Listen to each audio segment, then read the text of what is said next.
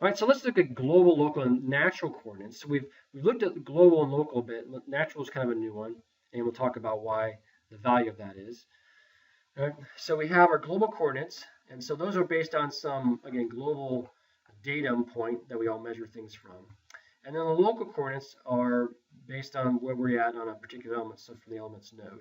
So the relationship between these two is we basically say the global coordinate is equal to the distance to that node I on our element plus the local coordinate. So if we wanted to find the local coordinate, we'd essentially take that and equals our global coordinate minus the location to our node I. All right, so we can oscillate between global and local fairly easily. So for the shape functions, obviously most of them we derived in local form. So if we just substitute now in our equation there, we can then solve that for the local form. So there's shape function in node I, again, the linear shape functions. For node J, we're going to substitute in, again, for our global coordinates and solve that for our local coordinate x. And we can notice that the overall x is somewhere between the length 0 and the length of our element. All right, so relatively straightforward there. Natural coordinates, this is a new one. We haven't talked about this yet. So natural coordinates in one dimension, are basically local coordinates in a dimensionless form. Right, they simplify numerical integration. Again, we'll see that in the future. So the notation here, we're going to use xi. So lowercase xi here. And the objective is for xi, we want it to be -1 at node I, and we want it to be 1 at node J. Right, so that's what we're trying to do as we set up where xi is going to be located. All right, so here we can see kind of relationships here. So again, we want xi to be -1 at node I, and we want it to be 1 at node J. And so we're basically essentially measuring it from the middle, of our element here. And so you can see that if we look at what the actual value of xi is, we're going to take 2x over L minus 1. So let's check here for sanity's sake here. So if x is equal to 0, right, this whole term becomes 0, so we get -1. That's good. And if x is equal to L, right, so if we're at node J, if x is equal to L, we get 2. 2 minus 1 is 1. All right, so that works out here. And then if we want to go the other route, we want to go from xi, over to x, we would use that function. All right, so at x equals 0, we get -1, and at x equal to L, we get 1. All right, so that's the natural coordinates. So again, natural coordinates being more of a non-dimensional measure from the middle type of analysis. So to see how our linear shape functions pan out here, we have our functions here now in local coordinates. So we substitute in for x here with our xi equation, and continue finishing that out, and we come up with the shape function for node I is 1/2 1 minus our xi.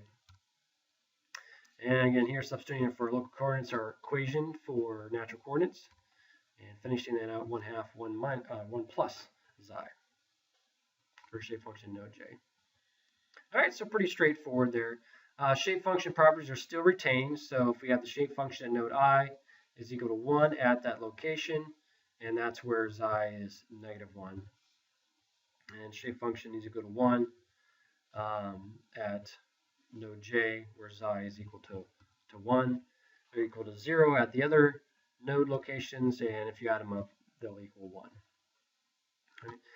So what we're looking at here now is isoparametric elements. We can use the same parameters, all these, the shape functions, node I, J, etc., to describe several different variables, such as displacement, temperature, and velocity. So we looked at it for temperature. Here it is for displacement.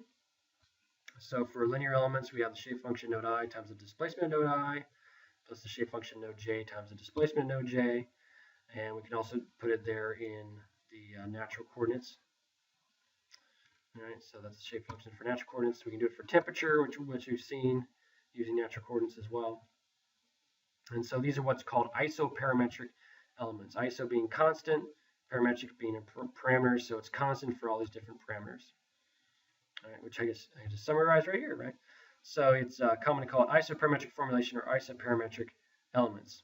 So they can all explain the same thing. So iso meaning same, and therefore it's same parameters. So we can use this with local and natural coordinates, and it can be performed on quadratic and cubic elements as well, not just local or not just linear. So here's a nice summary of all these. So we got linear, quadratic, and cubic elements, and we got terms of global coordinates, terms of local coordinates, and terms of natural coordinates. So you can see how those all compare and use the one that's appropriate for you depending on how you're setting up your model. All right. So in the next video, what I'll do is I'll look at this example.